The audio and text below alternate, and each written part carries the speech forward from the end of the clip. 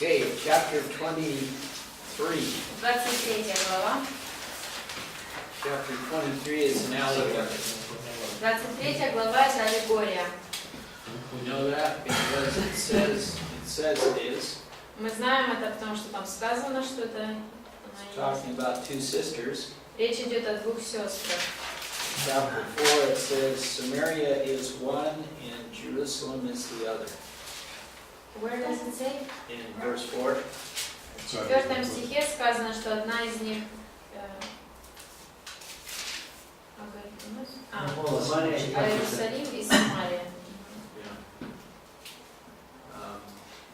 So it talks about the wickedness of these two sisters. И описано нечестие этих двух сестер. Not too hard to follow. Не очень сложно там понять, о чем говорится. And if there are no questions, we'll go on to chapter 24. Если здесь вопросов никого нет, мы к 24 перейдем. Read verses 1 and 2. Первый и второй прочитайте.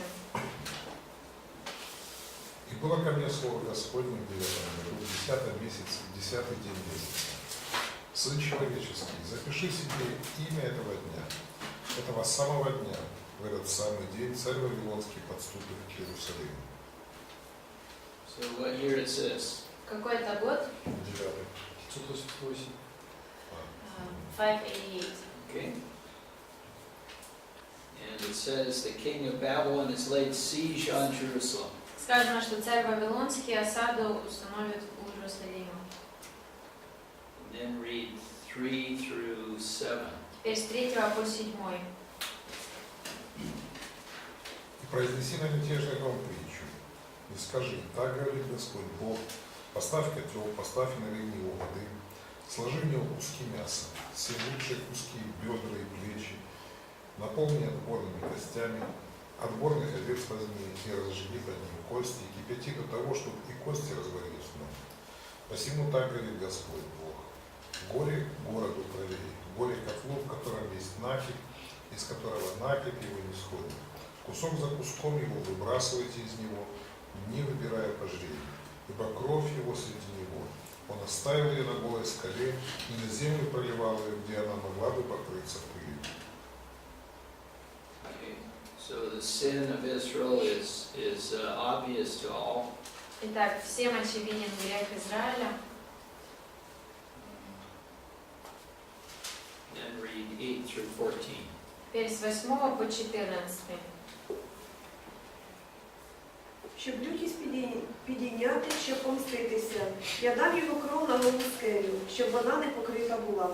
Тому так Господь Бог промовляє, горе місту цьому душогубному, збільшу огнище я. Підклади дров, розпали цей огонь, довари м'ясо і вилий розсіл, а кості хай спалені будуть. І постав його порожнім на вугілля його, щоб він розігрівся, і щоб мідь його розпалилась, і щоб розтопилась у ньому нечистість його, щоб іржа його зникла. Увесь труд недармо пішов, і не зійшла з нього його велика іржа, вогонь його з його іржею. У твоїй нечистоті є розпуста, за те, що я чистив тебе, але чистим не став ти. Ти з своєї нечистости вже не відчистився, аж поки я не заспокою свою лютість на тобі. Я, Господь, це казав, і надійде воно. І зроблю, не звільню, і не змилуюся. За твоїми дорогами та за твоїми ділами засудять тебе. Це Господь Бог промовляє. Ezekiel gets word that his wife will die suddenly and he will not be able to mourn openly. И затем Иезекииль беспокоится о том, что предупрежден о том, что жена его умрет неожиданно, и он не сможет оплакивать ее. And we read this. Мы это читали уже. Read 24 through 27. 24-27. І стане Єзекіїль вам за знаком. Все, що робив, він будете робити і ви, і коли те прийде, то пізнаєте ви, що я Господь Бог. А ти, сину людський, того дня, коли візьму від них їхню силу, радість пишноти їхньої, утіху очей їхніх, прагнення їхньої, душі їхніх, синів та дочок їхніх. Того дня прийде до тебе врятований, щоб сповістити про це в твої вуха. Цього дня відкриються твої уста разом з цим врятованим, і будеш говорити, і не будеш уже німий. і станеш для них знаком, і пізнають, що я Господь. So once Ezekiel hears that Jerusalem has fallen, he'll be able to speak whenever he wants to. Итак, когда Иезекииль услышит, что Иерусалим пал, когда он сможет говорить, когда захочет. Up till this time, he doesn't say anything unless God tells him to say А something. до этого момента он ничего не говорит, пока, если только Бог ему не говорит. Okay, now he starts prophecies against the nations. Теперь начинает пророчество против народа. And he starts here, and then he goes here, and he goes here, and he goes here. He goes in a circle. Он идет по кругу, начинает вот там, где крестик, потом вниз, и так идет по кругу. Who else prophesied against the nations immediately around? Кто еще пророчествовал о народах, которые окружают Израиль? Обадая, Амос. Isaiah, Исайя, Jeremiah, Иеремия, Obadiah. Авдий. No, only one. Нет, только один. Okay. First judgments on Ammon. Первый суд провозглашается над Амоном. And, read 1 through 3. С 1 по 3 прочтите. І було мені слово Господнє таке: сину людський, зверни своє обличчя на Амонових синів і пророкуй на них. І скажеш Амоновим синам: послухайте слова Господа Бога. Так говорить Господь Бог: за те, що ти говориш ага про мою святиню, бо вона збезчащена, і про Ізраїлеву землю, бо спустошена, і про Юдин дім, бо пішов у полон. Тому ось я дам тебе синам сходу на спадок, і поставлять вони в тебе шатра свої, і зроблять у тебе місця свого пробування. Вони будуть їсти твій плід, і вони будуть пити твоє молоко. So remember, Nebuchadnezzar was trying to decide, am I going to destroy Ammon or Jerusalem first? Помните, Навуходоносор решал, кого пойти разрушить первым, Амон или Иерусалим. And he went to Jerusalem. Пошел в Иерусалим. So then Ammon said, yes! И теперь Амон сказал, да, они рады были. And they're judged. И теперь приговор вынесен им. Then, well, let's read the rest of it. Давайте прочтем остальную часть. І там я рабу на стайню для верблюдів, рабу на стайню для верблюдів, а Амонових синів на лігво отари, і ви пізнаєте, що я Господь. Бо так Господь Бог промовляє: за твоє блискання рукою і твоє тупотіння ногою, і що в душі тішишся ти всією своєю погордою в Ізраїловій землі. Тому ось я витягну свою руку на тебе і дам тебе на здобич для народів, і видну тебе з народів, і вигублю тебе з країв, знищу тебе, і пізнаєш, що я Господь. This always reminds me of when we discipline our children when they were little. Это напоминает мне о том времени, когда мы дисциплинировали детей своих, когда они были маленькими. And we'd be disciplining one, and we'd hear the other one some other place laughing. И мы слышали, как мы дисциплинируем одного, а другой где-то в другом месте радуется, смеется. So they were next. И так он был следующий.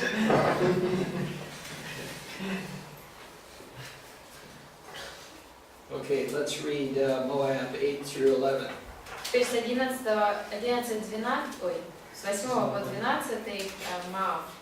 Так говорит владыка Господь: за то, что Моав и Сеир сказал: смотрите, дом Иуды стал как остальные народы, я сделаю границы Моава уязвимыми, начиная с его приграничных городов Беф и Шамофа, Баал-Мона и Кирьяфаима. Слава этой страны! Я отдам Моав и аммонитян во владение народу Востока, чтобы народы забыли об аммонитянах. Я покараю Моав, тогда не узнаешь, что я Господь. Okay. And we've been hard enough on Edom, so we'll skip Edom. Идом мы уже достаточно разобрали, все, что с ним будет, мы пропустим. And we'll skip the Philistines, or Gaza. И филистимлян Газу пропустим. Now we come to Tyre. И теперь Тир. And this is unbelievable. Вот это невероятным будет. There are several pages against Tyre. Nесколько страниц выделено на Тир. And we talked about this before, but remember Tyre was on, they had, the main city was on the mainland, Мы об этом говорили, но помните, основной их город находился на суше, and they had a fortress on the rock out in the Mediterranean. и еще крепость у них была на скале, прям в море. And Tyre was very important, not because of its size, but because of its power and wealth. И Тир был очень важной страной, местом не из-за своего размера, но из-за Power and wealth. из-за своей власти и богатства. So we'll get an idea of what that was by reading this, and we'll go through quite a bit of it because I think it's pretty instructive. It also, go ahead. И мы разберем достаточно, не быстро, а нормально разберем вот этот суд над ним, приговор ему, потому что многое для нас является научительным. And then at the end of it, he'll relate Satan, the devil, to the king of Tyre. И в конце этого отрывка он обращается и говорит о сатане, как будто и о царе Тира, как будто понятно. So let's read 1 and 2. Давайте 1-2. В 12 году, в первый день первого месяца, было ко мне слово Господне, сын человеческий, за то, что ты говоришь о Иерусалиме, он сокрушен, врата народов, он обращается ко мне, наполнюсь, он опустошен. So what year is this? Какой это год? 186. 586. 586. And so Nebuchadnezzar came down and he went to Jerusalem and he destroyed Jerusalem in 586. Навуходоносор пришел к Иерусалиму, уничтожил Иерусалим в 586. And so this is in chaos, this land. Итак, вот эта местность в хаосе. And Tyre sees this as a good opportunity for them. И Тиру кажется это хорошей возможностью для них. Because camel caravans came here from the east. Потому что караваны верблюдов, они шли вот так вот с востока. And they went back this way to the east. И так возвращались на восток. And if there's war going on here, you don't want to take your camels through past the army. И поэтому, если здесь война происходит, то никто не захочет вести свои караваны через армию. The army will unload everything on your camels. Армия разгрузит весь груз с твоих верблюдов. So what to do? Что же делать? У Тира есть корабли. Tyre has ships. Yes. Tyre. So we can market our goods through Tyre and send them on, and we'll get our money for them. Итак, мы можем пройти через Тир, отправить их на кораблях, и так получим деньги. So they see this as an economic opportunity. Итак, они рассматривают эту всю ситуацию как экономическую возможность для себя заработать. So let's read 3 through 6. С 3 по 6. Зато так говорит Господь Бог: вот, я на тебя, Тир, и подниму на тебя многие народы, как море поднимает волны свои, и разобьют стены Тира, и разрушат башни его, и вымету из него прах его, и сделаю его голой скалою. Местом для расстилания сетей будет он среди моря, ибо я сказал это, говорит Господь Бог, и будет он на расхищении народом, а дочери его, которые на земле, убиты будут мечом, и узнают, что я Господь. Okay. So see in 5 it says she will be a place for spreading nets. Видите, в 5 местом для расстилания сетей будет. Means that fishermen put their nets out to dry them out so they don't get rotten. Означает, что рыбаки будут раскладывать сети свои, чтобы они высохли и не начинали гнить. And if the fortress is destroyed and all there is rock, rock's a good place to spread your net out. И если крепость развалена и осталась лишь скала, то это хорошее место, где можно свои сети разложить. So let's read 7 through 11. Теперь 7:11. Ибо так говорит Господь Бог, вот я приведу против Тира от севера Навуходоноса, царя Вавилонского, царя царей с конями и с колесницами, и за всадниками, и с войском, и с многочисленными народами. Дочерей твоих на земле он побьет мечом, и устроит против тебя осадную башню, и насыпет против тебя вал, и поставит против тебя щиты. Дальше. 11. И к стенам твоим придвинется набитные машины, и башни твои разрушат секирами своими. От множества коней его покройте на пыль, от шума всадников и колес и колесниц потрясутся стены твои. Когда он будет входить в ворота твои, как входят в разбитый город, копытами коней своих он истопчет все улицы твои. Народ твой побьет мечом, а памятники могущества твоего повергнет на землю. So part of Nebuchadnezzar's army laid a long siege on Tyre. Частично армия Навуходоносора долгую осаду делала вокруг Тира. So the year after this, 585, В следующем году, to 572,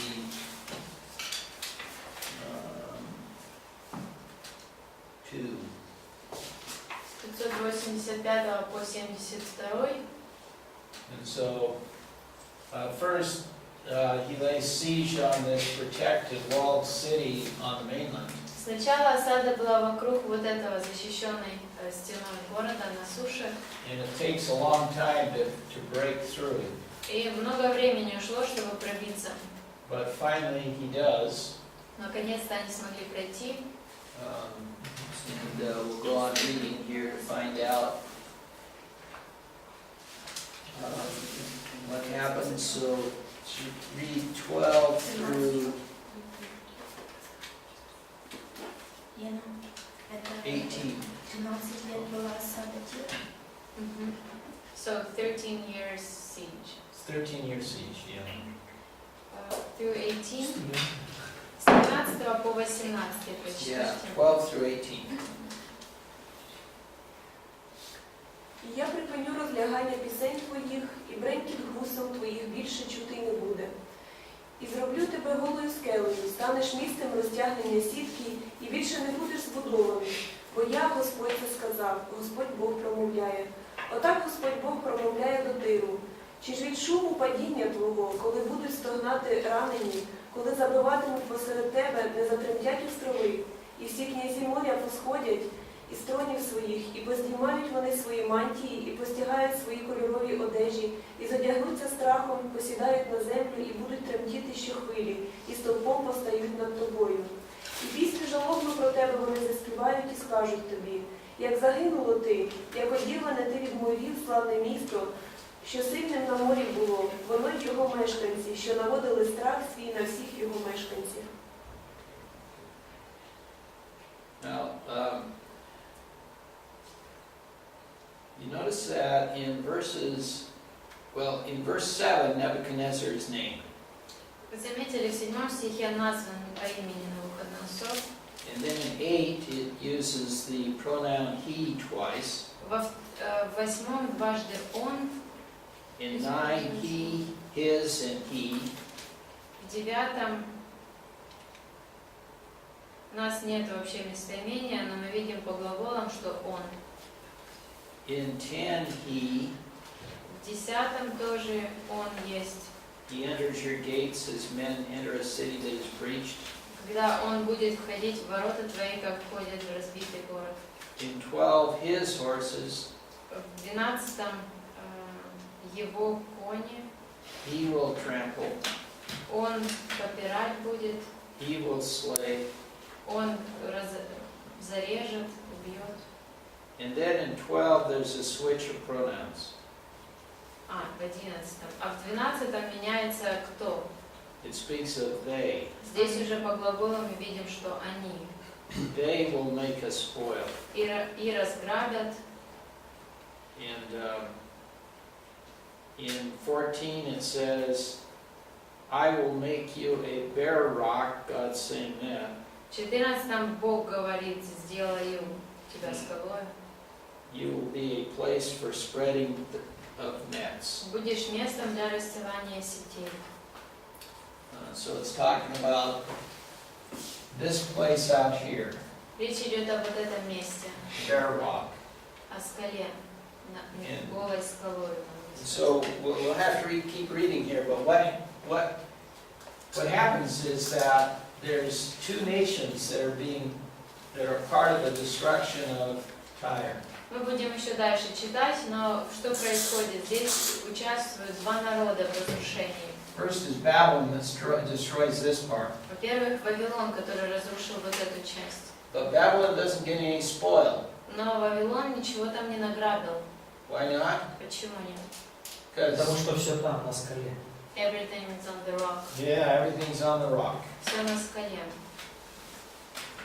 Now the next nation that's going to come and do battle here is Greece. И следующая страна, которая будет воевать в этом месте, это Греция. And Greece is going to get spoiled. И Греция уже как раз разграбит. They're going to get the rock and they're going to clean it off. Они дойдут до скалы и расчистят все там. But the details of that we don't get right here. We have to keep. We get later. Но здесь мы не видим этих деталей, только уже позже. So let's keep reading here. Давайте дальше читать. And we left off with 14, did we? Or did we read through 18? Yeah. Okay. Now let's read 19 through 21. Давайте 19-21. Бо так Господь Бог промовляє, коли я тебе оберну на спустошене місто, немов ті міста, що вони не замешкані, коли підійму я безодню на тебе, і велика вода тебе вкриє, то знижу тебе разом з тими, що сходять в могилу, до придавного люду, і в підземній землі осаджу я тебе, як руїни відвічні, і з тими, що сходять в могилу, щоб і знову ти не заселився, і в країні живих більше не жив. За пострах тебе очиню, і не буде тебе, і будуть шукати тебе, та вже більше не знайдуть навіки, говорить оце Господь Бог. Okay. Let's keep reading in 27. Давайте продолжим 27 читать. We'll do 27 through 1 through 9. С 1 по 9. І було мені слово Господнє таке: а ти, сину людський, здійми пісню жалобну про Тир, і скажеш до Тиру: ти, що при входах морських пробуваєш, що торгуєш з народами на численних островах, так говорить Господь Бог: Тире, ти сказав, я то корона краси, у серці морів границі твої, будівничі твої довершили твою красу. З кипарису з синіру вони збудували для тебе всі дошки подвійні, взяли кедра з Ливану, щоб щоглу зробити на тобі. З башанських дубів твої весла зробили, твій поклад зробили із кости слонової, із смереки з островів тих кітійських. 40-й з Єгипту вісон був вітрилом твоїм, щоб за прапора бути тобі. Балакить та пурпура з островів Еліші стали твоїм покриттям. Мешканці Сидону й Арваду були веслярами тобі, мудреці твої, Тире, у тебе були, вони мореплавці твої. Старші з Гевалу, його мудреці були в тебе за тих, що латали проломи твої. Всі морські кораблі й мореплавці їхні в тебе були, щоб міняти крам твій. Okay. So it's describing the materials for their ships come from all over. Написано, что материалы для их кораблей, они добывались отовсюду, из разных мест. And where do the pilots from the ships come from? What are pilots? Pilots are captains. А откуда капитаны были? In verse 8. Гребцами, наверное. Tyre were aboard, they were your pilots. Или кормчими. А Сидон і Арваду. Издир. From Tyre. Tyre, yes. What does it call them? Как они названы? In the first part? No. The first part is the inhabitants of Sidon, and Arvad were your rowers. They were the ones that rowed the boat. 8. Вначале сказано, что те, кто гребли, а во второй части, как они названы, эти кормчие? Море благо. Нет. Там не сказано, Мудрецы. знатоки у нас. Like, wise men. Your wise men, O Tyre, were aboard. They were your pilots.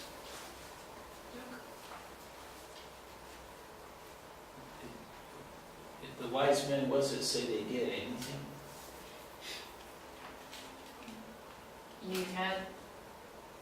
You had your own wise men. They were your pilots. Okay. Anyway, they were the captain of the ship. Кормчие вот эти, это и были капитаны на корабле. Yeah. So there weren't many people in Tyre. It was a small city. В Тире не было много людей, это был маленький город, But they controlled everything. но они все контролировали. So you hire your rowers, Итак, ты нанимаешь себе тех, кто будет гребсти, you hire your armies, нанимаешь армию, but you run everything. но ты сам управляешь всем. Make sense? Понятно? Okay. Or at least it does for Tyre. Makes sense for Tyre. По крайней мере, для Тира понятно. All right. So 10 says that Persia and Lydia they hired army from those places. В 10 сказано, что войска свои они нанимали у Персии и Лидии. And in 13 it says Greece and other places in what today is Turkey were your traders. В 13 сказано, что Греция и то, что сегодня Турция является из тех мест, они там торговцы были. So you understand the system, their economic system? Понимаете их экономическую систему? Okay. Yeah, so they're on the ship. Итак, они на корабле. The captain here. Здесь капитан. Anyway, they come into shore and they've got a trader there that is waiting to buy their goods. Итак, они приплывают к суше, и там есть торговец, готовый купить их товары And sell them. и продать. So they got this whole system, this distribution system set up. То есть целая система по распространению товаров у них налажена. And explains all of this. Он объясняет это все.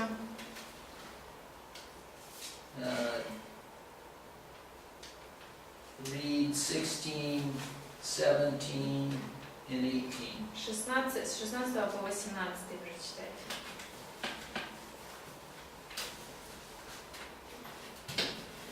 Арам торговал с тобой, потому что у тебя было много добра. Он давал в обмен на твоих товаров белизну, пурпурные ткани, вышитые изделия, тонкий лен, кораллы и рубины. Иудеи и Израиль вели с тобой торговлю. Они давали в обмен на твои товары пшеницу из Минифа, из сласти, мед, оливковое масло и бальзам. Дамаск торговал с тобой вином из Хелбона и шерстью из Цара, потому что у тебя было много добра и несместные богатства. Read 24 through 26. 24-26. Они торговали с тобой драгоценными одеждами, шелком и узорчатыми материями, которые они привозили на твои рынки в дорогих ящиках, сделанных из кедра и хорошо упакованных.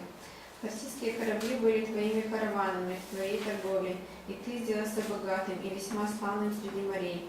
Гребцы твои завели тебя в большие воды, восточный ветер разбил тебя среди морей. Read 27 through 29. С 27 по 29.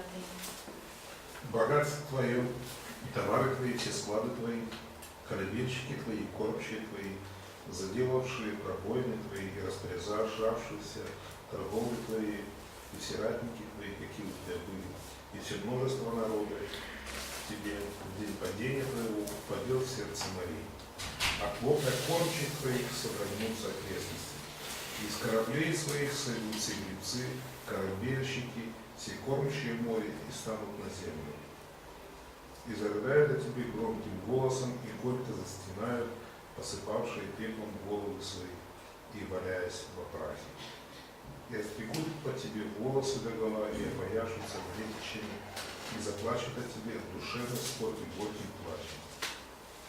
So it's talking about this whole economic system falling apart. Говорится о том, как распадется вся эта экономическая система. And then we'll read in 28, let's read 28, 1 through 10. Давайте прочтем 28, 1, 10.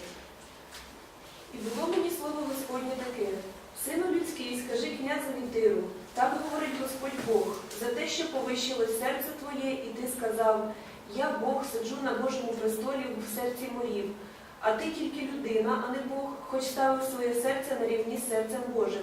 Ось ти мудріший від Даніїла, кожен мудрець не прилучиться до тебе. Своєю мудрістю та своїм розумом набув ти собі багатство і назгромадив золота та срібла в скарбницях своїх. Великою своєю мудрістю та торгівлею своєю помножив ти багатство своє і повищило своє серце багатством твоїм. Тому так говорить Господь Бог: за те, що ти ставиш своє серце на рівні з серцем Божим, тому ось я спроваджу на тебе чужих, насильників поміж народами, і вони повитягають мечі свої на красу твоєї мудрости, і зневажать красу твою. Вони скинуть тебе в могилу, і помреш ти смертю пробитого в серці морів. Чи справді ти скажеш: я Бог, перед убивником своїм, а ти ж тільки людина, а не Бог у руці тих, що зневажають тебе?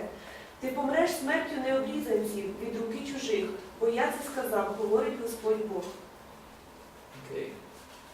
Now, what did it call well, in verse 2, it called the king of Tyre the leader of Tyre. Во втором стихе царь Тирский назван начальствующий в Тире. And then it calls him the king of Tyre in verse 12. А в 12-м он назван царь Тирский. So it's talking about the leader of Tyre, then it starts talking about the king of Tyre. Так, сначала говорится о начальствующем Тире, а теперь о царе Тирском. So that would alert us that maybe he's talking about somebody else. Это должно привлечь наше внимание, может быть, он говорит о ком-то другом.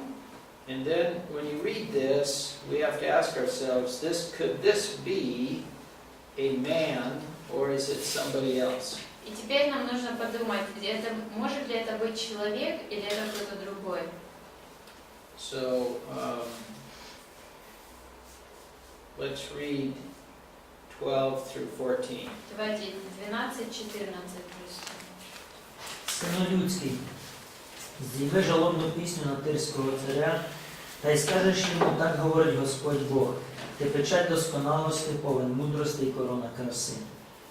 Ти пробував у Едені, садку Божому, усякий дорогий камінь на одежі твоїй, карнеоль, топаз, і яспіс, хризоліт, согам, іонікс, сапфір, рубін і смарагд, і золото, знаряддя бубнів твоїх та сопілок твоїх були в тебе щодня, коли був ти створений, були вони наготовлені. 14. Ти помазаний херовим, хоронитель, і я дав тебе на святу гору Божу, ти ходив посеред огнистого каміння. You know, what doesn't seem to fit with the leader of Tyre in these verses? Вот в этих стихах, что здесь не совсем вписывается, нельзя приписать в характеристики царю Тирскому. Едем, He couldn't be a садок cherub. Божий, He was совершенство, perfect. помазаний херовим, свята гора Божа. God's holy mountain. Там сказано, что приготовлено было в день сотворения твоего, и перечислены такие естественно для человека.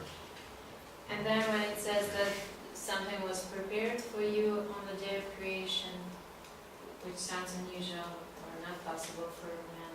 Yeah. You were in Eden, the garden of God. И ты находился в Эдеме, в саду Божьем. Ну и дальше 14 мы читали, да? Да, читаємо. Он назван Херувимом, помазанным. Okay. Let's go on reading through 19. До 19 давайте дальше читаем. Ти був бездоганний у своїх дорогах від дня твого створення, аж поки не знайшлася на тобі несправедливість. Через велику торгівлю твою твоє нутро переповнилось насиллям, і ти прогрішив. Тому я зневажив тебе, щоб не був ти на Божій грі, погубив тебе, хоронителю Херувиме, всередини огнистого каміння. Стало високим твоє серце через красу твою. Ти занапастив свою мудрість через свою красу. Кинув я тебе на землю, дав тебе перед царями, щоб дивились на тебе. Многотою провин своїх, через кривду торгівлі своєї зневажив ти святині свої. І вивів я огонь з твоєї середини, і він пожер тебе, і я зробив тебе попелом на землі, на очах усіх, хто бачить тебе. Усі, хто знає тебе серед народів, остовпіють над тобою, ти пострахом станеш, і не буде тебе аж навіки.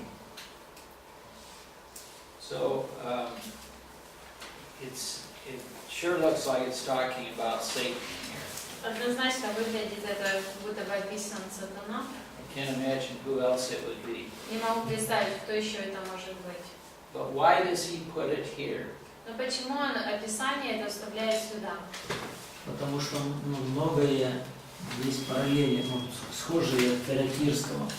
Because there are many parallel descriptions or traits with the king of Tyre. И тем более в прошлом, еще при Давиде, когда-то цари дружили, они даже некоторые там истину знали.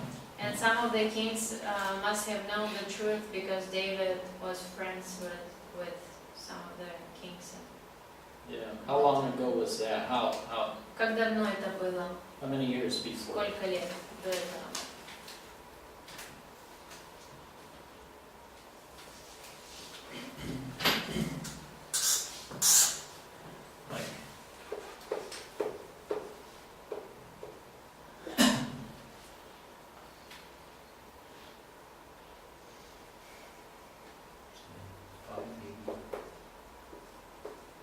So 420 years, 400 years ago. Примерно 420 лет назад.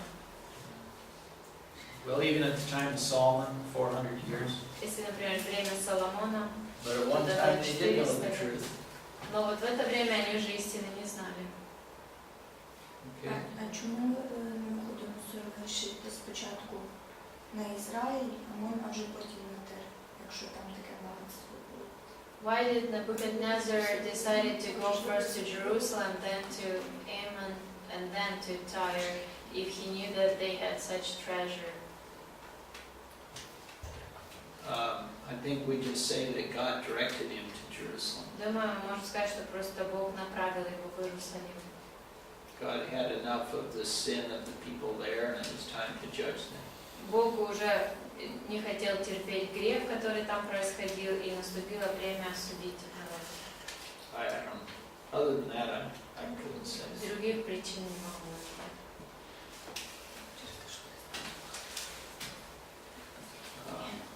Языке показал драгоценности храма, там тоже были. And also Hezekiah showed the treasures in the temple, so there was something interesting. Так что я думаю, он мог соперничать. Пророчество говорить про те, що Бог направляє. Yeah, he got a lot of those in 597, В 597 у него было много. but I'm sure that he knew there was more because Hezekiah showed him everything. Он что-то увидел, но он знал, что есть еще больше, потому что Ezekия показал ему все. Okay, let's read. Next is judgment on Sidon. Следующий, давайте читать дальше, над Сидоном приговор.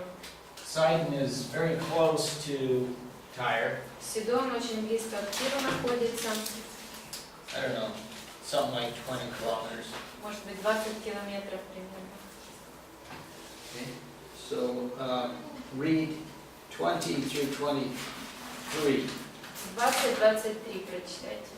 І було мені слово Господнє таке: сину людський, зверни своє обличчя до Сидону і пророкуй на нього, та й скажеш: так говорить Господь Бог, ось я на тебе, Сидоне, і буду шанований серед тебе, і пізнають, що я Господь, коли робитиму на нього присуди, і коли покажу свою святість серед нього, і пошлю на нього моровицю та кров на його вулиці, і впаде серед нього пробитий, що прийде на нього знавкола, і пізнають, що я Господь.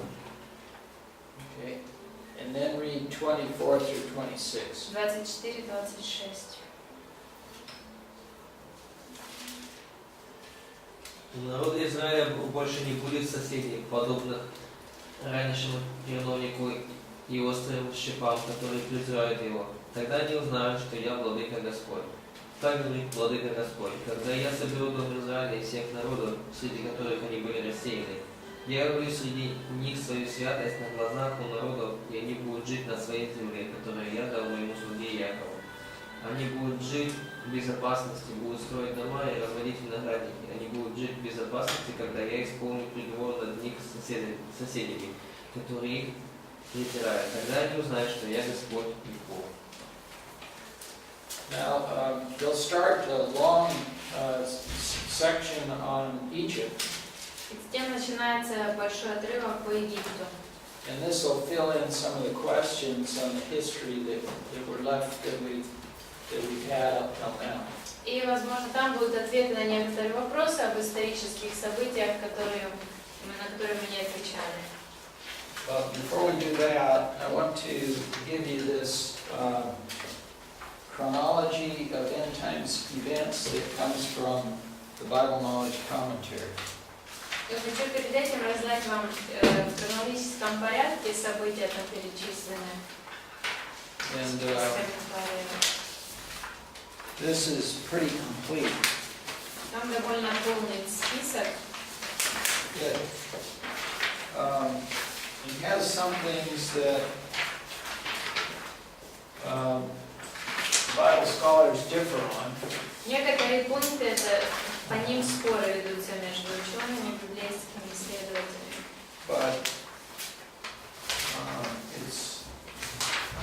Bible scholars will always differ on details. Но среди ученых библейских всегда будут различия во мнениях, в каких-то деталях.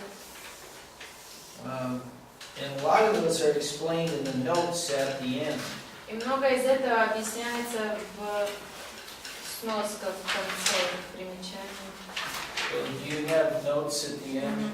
Примечания, видите там сноски. For example, note 2. Например, вторая сноска. Some place the battle of Gog and his allies at the very middle of the 7-year period. Others place it later.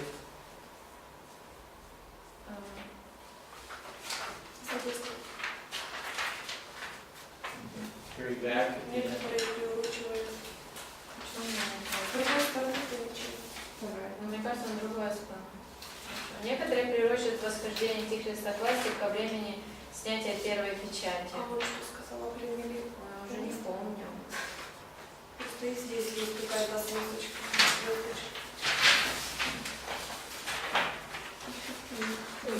Maybe you didn't get the notes. We have some like this list of them. Yeah. Okay, maybe it just sounded different for me, but it wasn't. Okay. I just thought what you read was different. What does it say? Something that Antichrist will rise to power by the time the first seal is taken out. Oh, that's the first one, isn't it? It's the second first. Oh. Maybe we have an extra note because of the translation. Oh, I see. Okay. Okay, well then, what is your third one? Третье. Часть исследователей Библии полагают, что сражение Бога с Богом и его союзниками совершится в самой середине Семилетней книги. Yeah. So can you find where the third note is on the It's up toward the beginning of the list of things. Найдите, где, к какому месту это третья ссылка, она в начале списка событий. Иезекииля 38, 17, 23. Ezekiel 38, 17. Good one. Yeah. Well, that's the battle of Gog and Magog in Ezekiel 38 and 39. Там описывается 38-39 главы, описывается битва Гога и Магога. And some people put it in at the before the tribulation. Некоторые считают, что эта битва произойдет перед скорбью. Some people put it before the middle of the tribulation. Некоторые считают, что произойдет в середине, перед началом второй половины скорби. Some people put it at the end of the tribulation. А некоторые считают, что в конце периода скорби она произойдет. And some people put it at the end of the millennium. А некоторые считают, что в конце миллениума. When Anatoly drew his timeline picture yesterday, I think it was yesterday, whatever it was, he had the beginning of the tribulation. Анатолий, когда чертил события на временной линии, у него было начало скорби. And he said what started the beginning of the tribulation. И он сказал нам, что для нас является началом отсчета периода скорби. What starts the beginning of the С tribulation? чего начинается скорбь? Covenant. The covenant. But we don't know how much time there is between the rapture of the church, so the end of the church age and the beginning of the last 7 years of the age of Israel. Но нам неизвестно, сколько времени пройдет между восхищением церкви и началом последней седьмины века Израиля. And often between dispensations there's a short interval of transition. И часто между разными диспенсациями какой-то есть короткий период переходной. Well, for example, when Christ went to the cross and he died for the sins of the world and fulfilled the Mosaic law. Например, когда Христос пошел на крест, умер за грехи мира, исполнил закон. And the church started on the day of Pentecost. Церковь началась в день Пятидесятницы. So what was the period of time between these two things? Итак, что вот это за период был между двумя событиями? Переходной период. Transitional period. Yeah, how many days? Сколько дней? 50. 50. Okay. 50 or so. Примерно 50, да? So there was a period of time there. То есть вот там был период такой. Anyway, maybe there's a period of time here. В общем, может быть и здесь будет какой-то период. So some people say that the battle of 38 and 39 starts sometime here. Так, некоторые считают, что эта битва в 38-39 главах, она начинается примерно в какой-то вот здесь, в этот период. Some people say it starts sometime before the middle. Некоторые говорят, что она начинается до середины этого периода. Some people say it starts at the end. Некоторые говорят, что в конце этого периода начинается. Some people say it starts here. А некоторые думают, что вот здесь она начинается. Anyway, in here it has it before the first half of the tribulation. Ну вот в данной хронологии они поставили ее перед второй половиной скорби. So he takes this position. То есть автор придерживается такого мнения. Mentioned Arnold Fruchtenbaum, he takes this position. Я говорила об Арнольде Фрухтенбауме, он придерживается мнения, что вот тогда, перед этим, перед скорбью. One of the things I want you to do before Tuesday is to examine Ezekiel 38 and 39. И одним из заданий для вас будет на вторник исследовать 38-39 главы. and try to figure out where does this battle occur. И постарайтесь узнать, может быть, выяснить, когда именно происходит эта битва. And then I want you to also look at Revelation 20. И хочу тоже, чтобы вы рассмотрели Откровение 20 главу.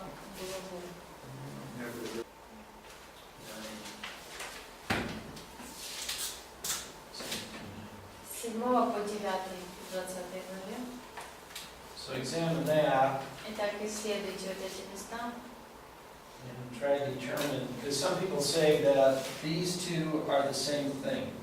И попытайтесь определить, потому что некоторые считают, что вот эти два отрывка описывают одно и то же событие. So you can figure out are there differences between this battle and this battle. Постарайтесь посмотреть, увидеть, есть ли отличия между этой битвой и этой. If you say they're the same, then this takes place here. Если мы скажем, что они это одно и то же событие, то в конце миллениума тогда происходит эта битва. Is that clear? Понятно задание?